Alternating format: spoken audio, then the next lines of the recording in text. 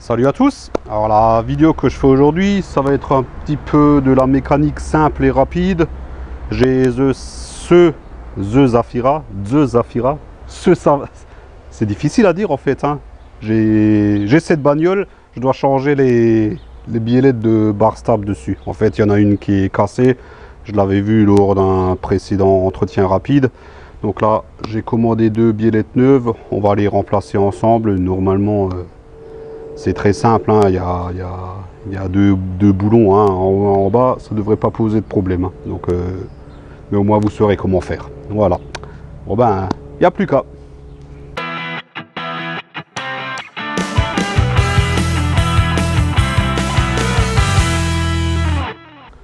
Bon, alors dans un premier temps, on va lever la voiture et la sécuriser avec des chandelles.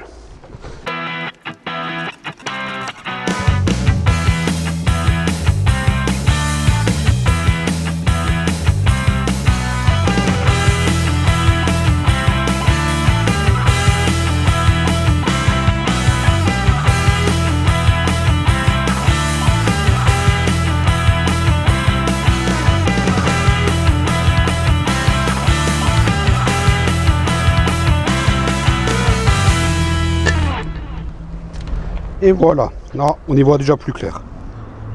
Donc une fois que la roue est enlevée, voilà comment ça se présente. Donc pour localiser la biellette de barre stabilisatrice, c'est très simple. C'est toujours la pièce qui fait la liaison entre l'amortisseur et la barre stabilisatrice là en bas. Donc ici c'est cette pièce là. Alors cette pièce là est équipée d'une rotule à chaque bout. Donc ces rotules peuvent prendre du jeu et créer des bruits désagréables quand vous passez dans des nids de poules ou que vous montez des trottoirs ou des trucs comme ça. Ou ici, économie oblige, elle est en plastique, donc elle a pété. Voilà. Alors ça c'est un scoop, j'avais jamais vu ça, biellette de bar stable en plastique, je pensais même pas que ça pouvait exister. Enfin bref. Parce que là les rotules sont encore bonnes, il n'y a pas de jeu. Bon en bas c'est un peu... Ah si, en bas il y a un peu de jeu. Enfin bref, une biellette en plastique. Sans commentaire. Donc à enlever c'est assez simple, il y a en général un écrou en bas et un écrou en bas, en haut je veux dire, et un autre en bas. Celui en haut il est assez facile d'accès, celui d'en bas ça sera par l'arrière, bon ça devrait le faire sans trop de soucis. Le problème c'est que ces écrous ils sont fixés sur une rotule, donc si vous vous contentez de desserrer ici, la queue de rotule va tourner. Donc souvent vous avez une empreinte ici pour enfoncer soit une clé Allen, soit une clé Torx. Donc je vais tout mettre en place, je vais chercher les outils et puis on va démonter ça. Donc alors bien sûr tous ces éléments sont soumis aux intempéries, donc pensez à mettre un petit coup de brosse.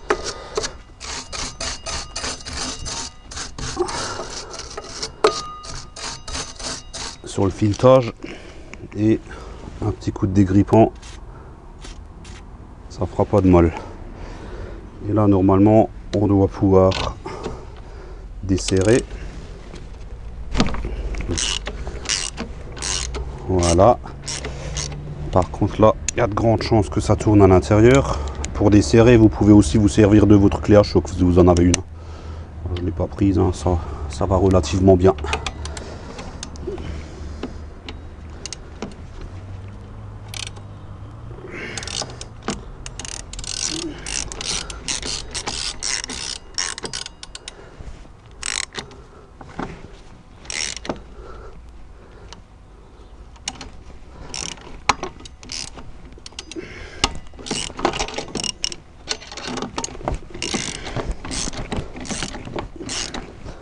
Donc vous pouvez soit tourner l'écrou, soit tourner l'intérieur pour le desserrage.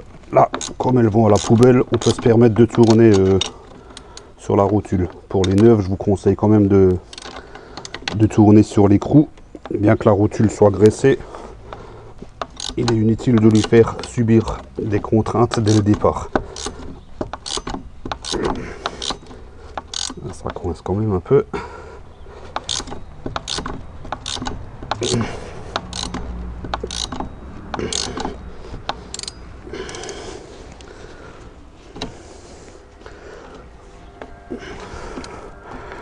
Je suis un chouïa trop long avec ma rallonge en fait.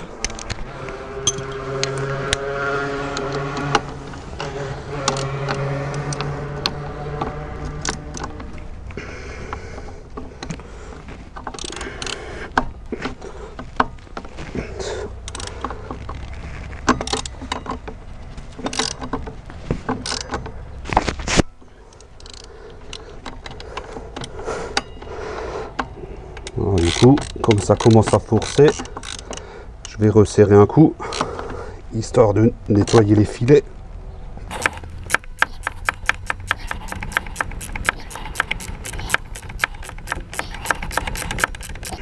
Et je remets un coup de dégrippant avant de repartir dans l'autre sens.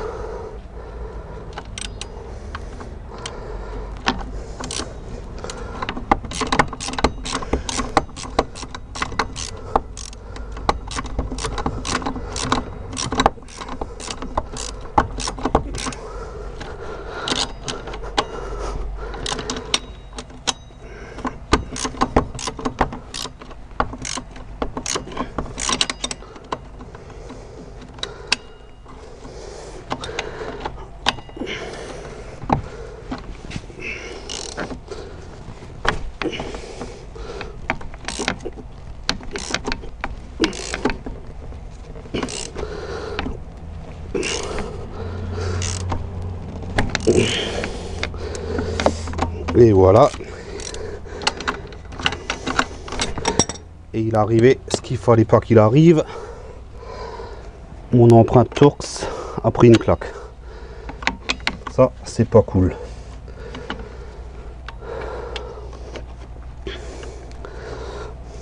D'où l'importance de toujours bien nettoyer les pas de vis.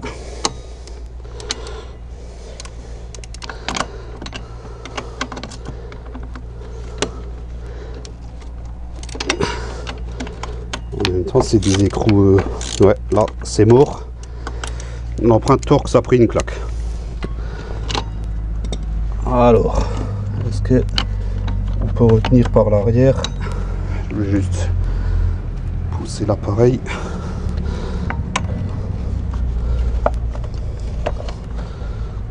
Des fois, certaines biellettes ont un B-plat à l'arrière aussi qui permet. Ah bah tiens, voilà, qui permet de mettre une clé plate dessus. Du coup, je pense que je vais finir à la clé à choc.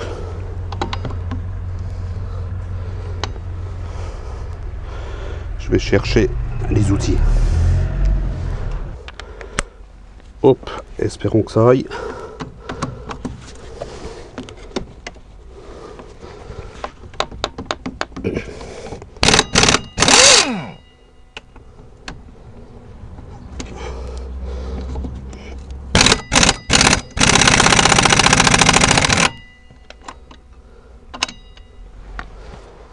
Eh ben,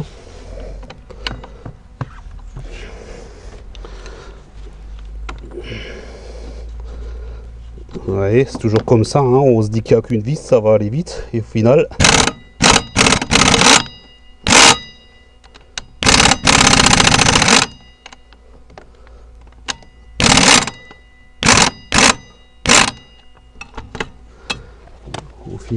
on galère.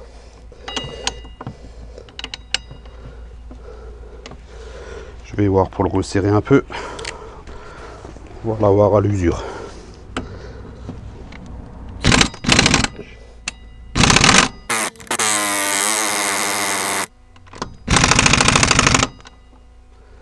Je vais lui remettre un coup de dégrippant.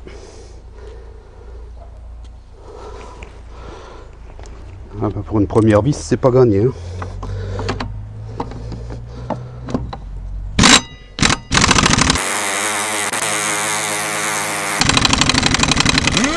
Voilà.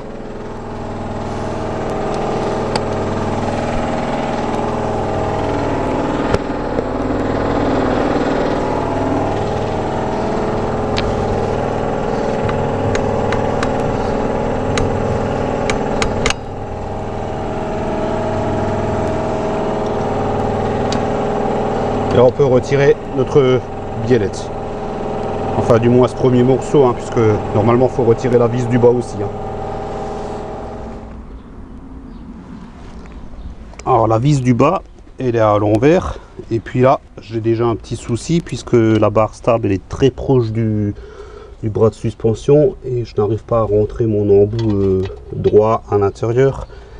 Et pareil pour passer ma clé, c'est pas, elle monte mais c'est pas évident, c'est vraiment juste là ça bloque avec le bras de suspension. Donc ce qu'il faudrait c'est lever la barre stable.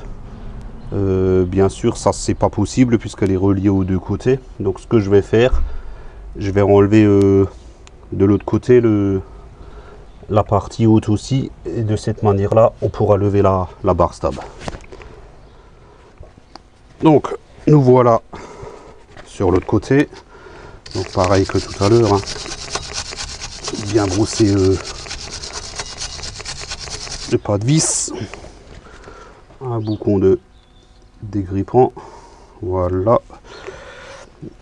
et là je vais la débloquer direct à la clé à choc, on va gagner un peu de temps. Bon, bien sûr ça tourne, ce qui était à prévoir. Il faut juste que je trouve le méplat à l'arrière maintenant. Ah bah c'est bon, voilà. En espérant qu'elle va mieux que la première. Ah bah voilà, celle-là elle était toute seule. Comme quoi. Voilà. Et là maintenant, comme les deux côtés sont désolidarisés en haut, du coup on peut, vous voyez, on peut lever notre barre stable et du coup on gagne de la place pour bosser à l'arrière. Allez hop, déjà qu'on est de ce côté là, on va continuer. Donc pareil que tout à l'heure, hein. Hop, peut-être relever ça un peu. Voilà.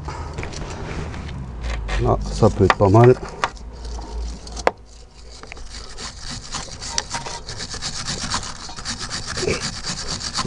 Par contre, pour ces écrous arrière, impossible d'y aller à la clé à choc. Hein. Donc là, ça va tout être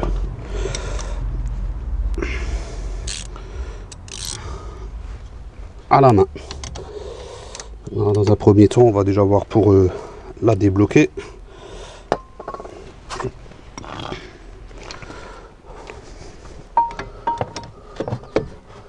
Là, du coup, c'est moins évident pour la débloquer puisque il y a tout qui bouge. Mais au moins, on peut mettre les outils dessus.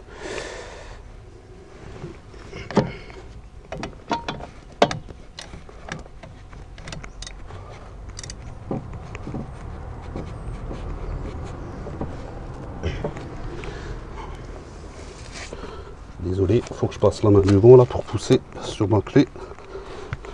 Vérifier qu'elle est bien en place. Pas arrondir l'écrou d'entrée de jeu.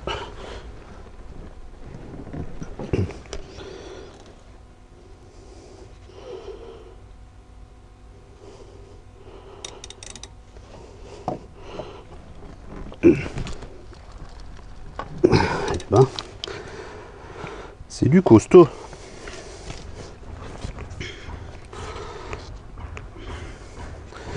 Je vais voir pour mettre ça de l'autre côté parce que moi il me faudrait un peu plus de place. Et là du coup vous voyez rien du tout, c'est pas cool.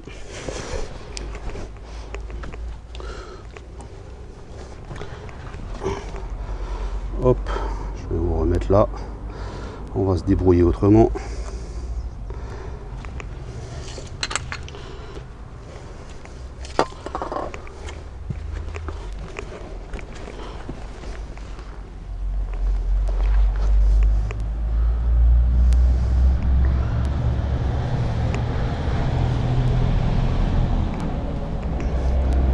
Voilà. En fait, j'ai poussé sur la clé avec mon pied, histoire d'avoir plus de force.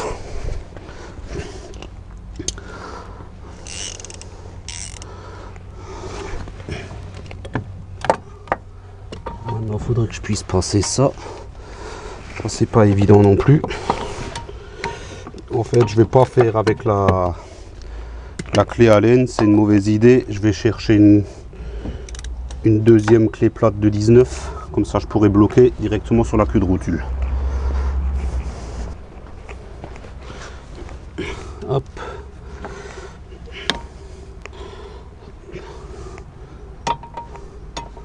Un peu débile qu'ils ont mis ça à l'envers.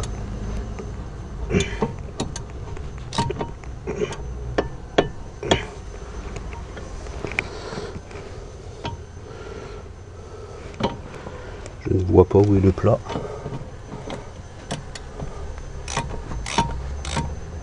Ah si, c'est bon, je l'ai vu.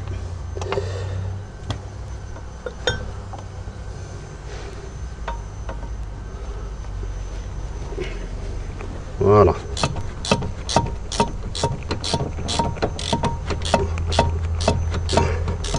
Bon, visiblement, celui-là, oups, se défait très bien aussi. Donc ça aura vraiment été que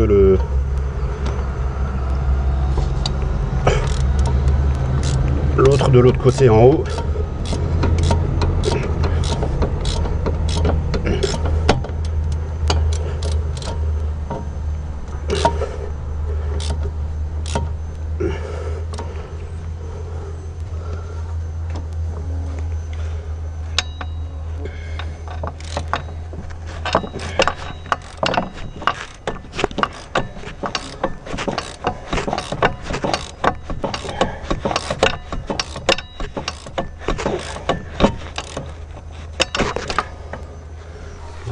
Ma clé plate qui a ripé.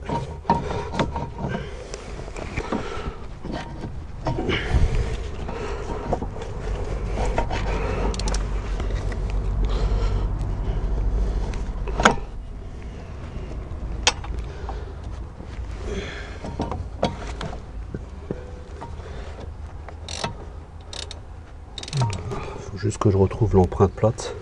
C'est pas évident parce que l'empreinte elle est vraiment pas épaisse, donc la clé a vite fait de se foutre de travers. Je vous montrerai ça tout à l'heure.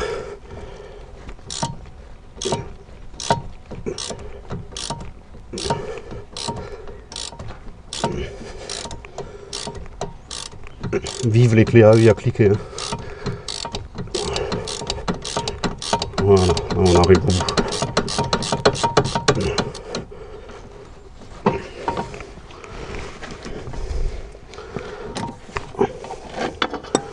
Hop, on doit pouvoir le retirer à la main maintenant, voilà. Et là, on a enfin notre biellette de par stab. Je vais profiter pour vous montrer justement ce méplat. Ouais, c'est juste là. Donc en fait, ici, on arrive à enficher une clé plate dessus. Mais comme vous voyez, c'est vraiment pas épais. Donc la clé a vite fait de se foutre de travers comme ça. Voilà.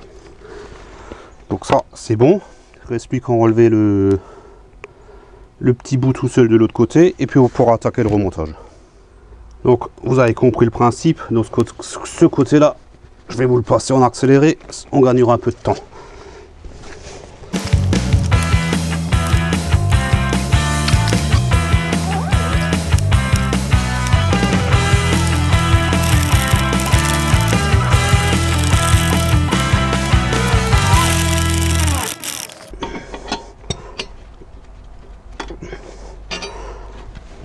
Et voilà.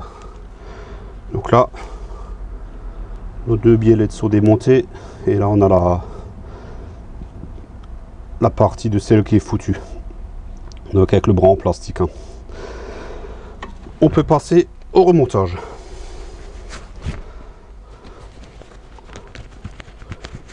Alors avant de remonter, bien sûr, on vérifie qu'on a bien acheté la bonne pièce. Donc c'est la bonne longueur. L'orientation des rotules est la même. Même longueur, pardon, ouais, et bien sûr, même diamètre de tige. Donc là, on a les bonnes pièces.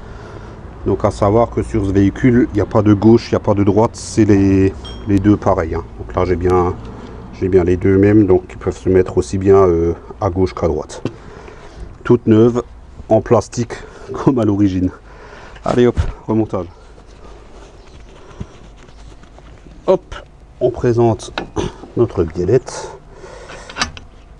Voilà. Et on remet les trous.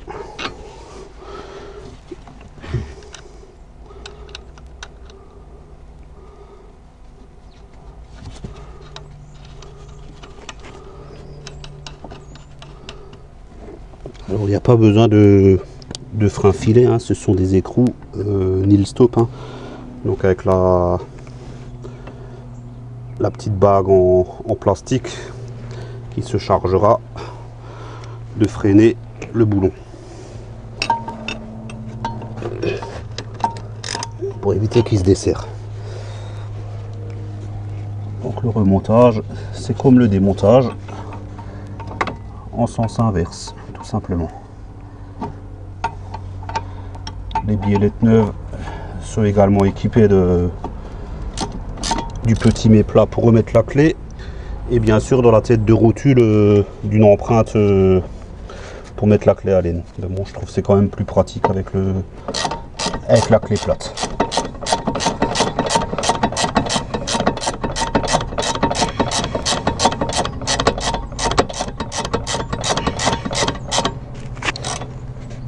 Voilà, là on arrive au bout. Hop. Ça peut étriquer, je suis désolé. Donc, du coup là on peut retirer notre clé plate et on peut serrer.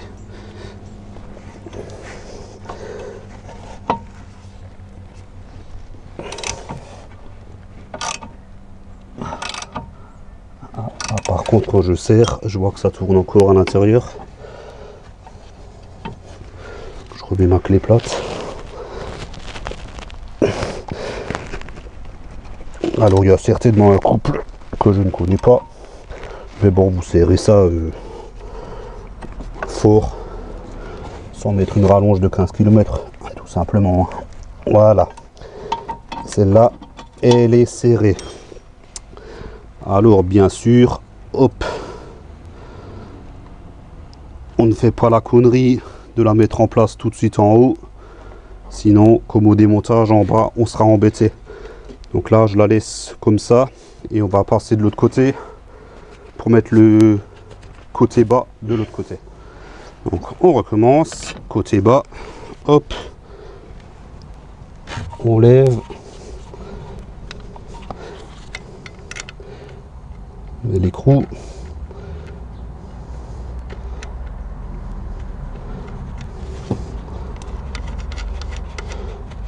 voilà, et on passe au serrage.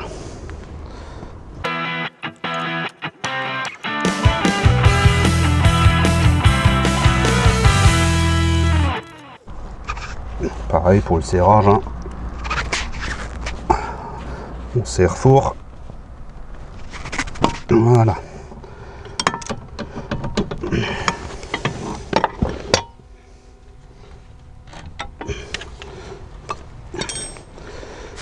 Et là du coup les deux côtés bas sont mis, donc on peut passer au côté haut. Voilà, là c'est beaucoup plus facile.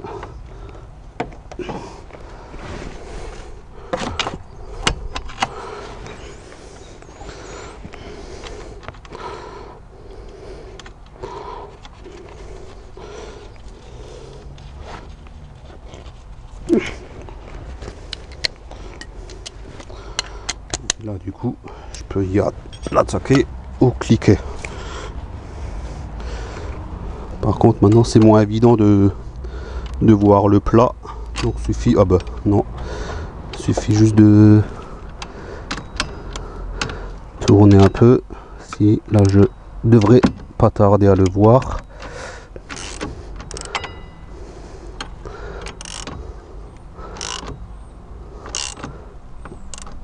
Voilà.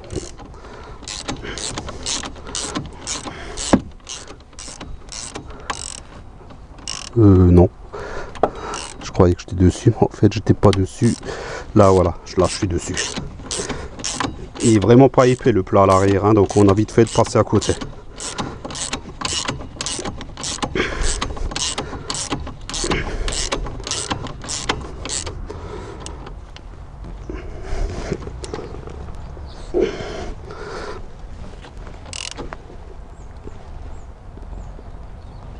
Et voilà, et c'est serré. Et on peut repasser de l'autre côté pour finaliser l'opération. Donc du coup, là c'est pareil que l'autre côté. Donc je vous le passe en accéléré comme tout à l'heure.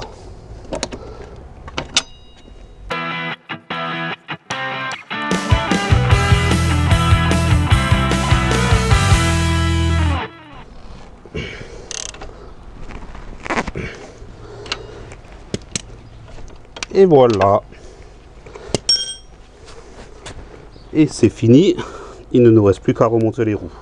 Hop, je me suis quand même posé la question pourquoi j'ai tellement galéré à enlever le premier. Et en fait, il s'avère que le filetage est foutu. Juste là, il est écrasé. Alors, je sais pas si il y a eu une fois un coup de marteau malheureux quand quelque chose a été changé ou... Enfin bref. Puisque dans l'ensemble les trois autres sont bienvenus. Bon, c'est un peu dur, voilà, c'est normal, il y a de la merde dessus, c'est vieux, mais celui-là, au point d'arrondir l'empreinte à l'intérieur, et que j'ai quand même dû prendre la clé à choc, que même la clé à choc ça a pris du temps, ouais, comme quoi, et vous voyez, c'est pas grand chose, hein, c'est vraiment juste un filet, comme quoi juste un filet d'abîmer, et ben ça peut vous pourrir la vie.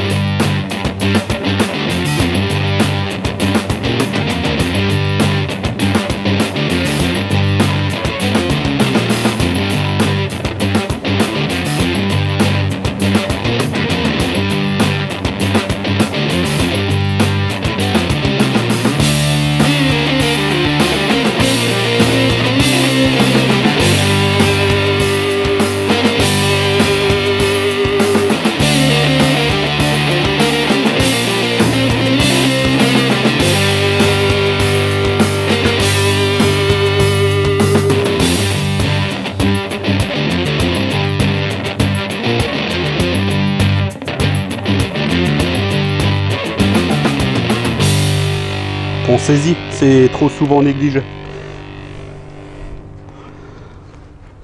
Et ça prend pas de temps. Un simple contrôle.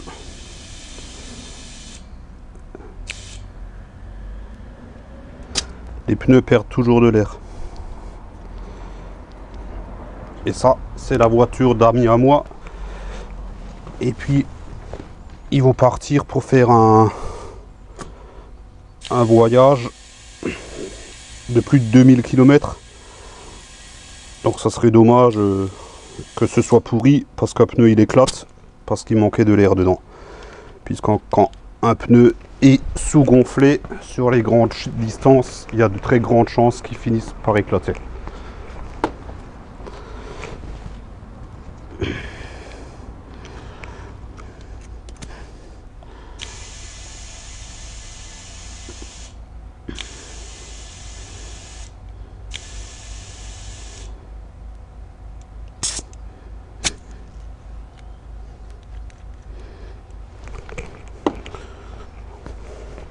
Pas assez de tuyaux.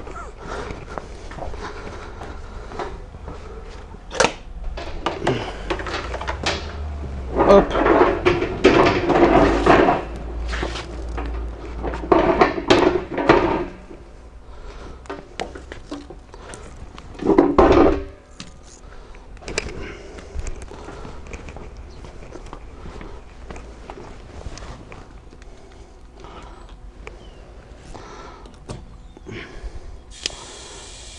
Là, dans les pneus arrière, il manquait 50 grammes dans chaque pneu arrière.